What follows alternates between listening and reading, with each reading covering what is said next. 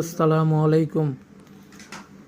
আলহামদুলিল্লাহ, রাত্রের খাবারে ছিল আজকে সবজি সল্টে, ভেজিটেবল সল্টে চিকেন ফ্রাইগুলা আসলে তান্দুরি ফ্রাই টাইপের, কিছুটা ঝাল ফ্রাই আর কি। আলহামদুলিল্লাহ, অনেক সুন্দর। আর সবচেয়ে বেশি ভালো লাগছে ফ্রাইড রাইসটা, ভেজিটেবল ফ্রাইড রাইস,